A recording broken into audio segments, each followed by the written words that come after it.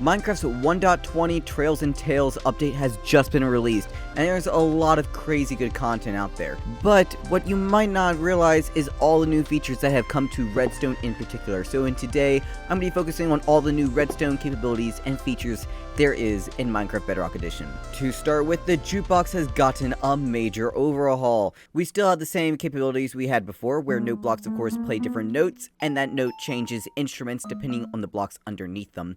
But if you place a mob head right over top of them, for example, a zombie will give a zombie sound, a creeper will give a creeper sound, skeleton, a wither skeleton, we got dragon, that's not going to get annoying. And then piglin, and then even got Steve, which makes absolutely no sound. But if you want to hear them all in quick succession, here we go.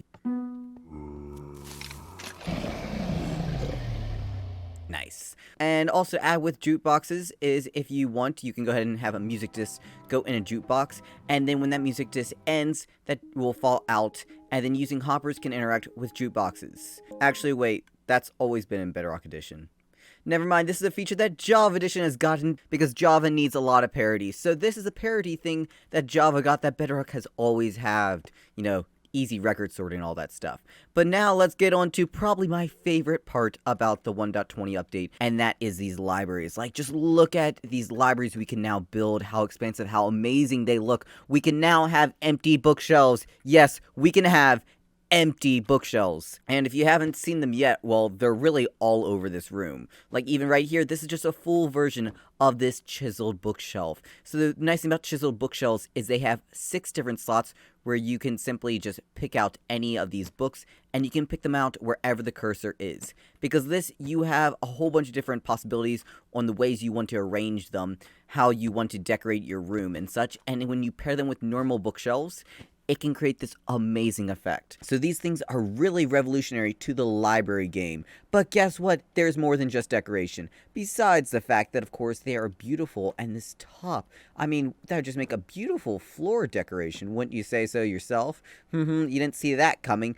But they are better than just for decoration. They're also amazing for redstone purposes. You might have guessed it, since we're able to sort out enchanted books or any other type of book using a chisel bookshelf with your hand, you can do the exact same thing with a hopper. So yes, that's pretty crazy. You can do normal sorting with standard books, but this is a simple, easy way to sort out all your book and quills, handwritten books, and all your other enchanted books that you can very easily sort completely silently. So right here, I have my simple potion sorter. This potion sorter is linked everywhere, and it's a really simple design that you might have guessed it. All you gotta do is put in a chiseled bookshelf, and it's gonna work the same way, except instead of sorting out the potions, it's gonna sort out the enchanted books. You can see them filtering through. I got non-stackable, stackables, and of course the enchanted books. And all the enchantment books will go in the chiseled bookshelf, and then of course go into the chest like here,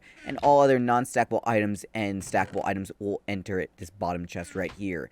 The other amazing thing about this, they are movable with pistons, so you can do some crazy magic and movement, because in Bedrock Edition, we can move tile entities. If you want to actually build this, I'll have links everywhere for the potion sorter, which you can, of course, just replace with the chiseled bookshelf, or you can just copy it right here. It's 4 bits of redstone dust, 3 redstone torches, a repeater on 2 ticks, and a comparator, and then 4 hoppers like that. But besides chiseled bookshelves basically being probably the second best thing given in 1.20, besides, of course, the legendary camel, there's also a couple things that happened in the deep dark that you might not have realized, and that is with Skulk. So, of course, Skulk in the deep dark, that's where you're going to get it. You're going to get them from the ancient cities, and, of course, all the simple things with Skulk sensors is the same thing. There's such thing as wool inclusion to block the Skulk sensor from actually detecting you, and you can get rid of that sound just by waterlogging it. That way you can't hear it. Both those things are still there. But the other major thing that's been added is these things called calibrated skulk sensors. Now basically it's a skulk sensor and a comparator put into one. The reason this is useful is you can use it basically to only detect one thing. If I turn one of these on as an example, so basically, if depending on the redstone signal strength going into the skulk sensor, that will determine whether the skulk sensor actually activates or not. So right now, I have it on place a block. So basically, if I jump around, do a bunch of stuff, it won't actually do anything, but until I place a block, will that actually activate. And of course, this you can change to other things. For example, if I want, I can make it so anytime I break a block, it'll go. Anytime I place a block, nothing happens. Now, besides the fact this calibrated skulk sensor can, of course, detect only certain actions, like breaking blocks, it also has gotten an increased range, the skulk sensors in general. They can now reach a range of all the way up to 15 blocks. So if I activate this skulk sensor right here, you can see moving, that's not activating that one. As soon as I place and break a block, that's going to send the signal over there. Now, to add to this, skulk sensors can, of course, detect each other, but there's another way we can do this now, and that is using these amethysts. Basically, by putting these amethysts right next to it, the redstone signal causes the amethyst to make a little bit of a chime sound, similar to how whenever you walk on amethyst, it creates that special chime. Basically, by having one of these directly next to one of these skulk sensors, whenever the action happens, the vibrations coming from the amethyst, and that will trigger another skulk sensor, and so on. So you can have a chain of multiple of these going straight down a line. Now, I do want to quickly mention here that I got a bunch of awesome signs here. But let's say, for example, I got a typo. Oh, accidentally, I spelled block like that. Well, you might be able to see, you can actually change signs and fix the spelling and all that different stuff. So this was definitely worth paying that $12 for Twitter Blue. That's all I'm going to say. Also, did you know you can actually write on the back of them? Because you should definitely subscribe if you haven't. Alright, moving on. There's a bunch of other amazing features that's been added in 1.20. Besides, of course, the fact that you can now crouch in Bedrock Edition. This is pretty crazy, being able to crouch under these. And of course, the crawl command is amazing too. But what's even better is a thing called Spectator mode.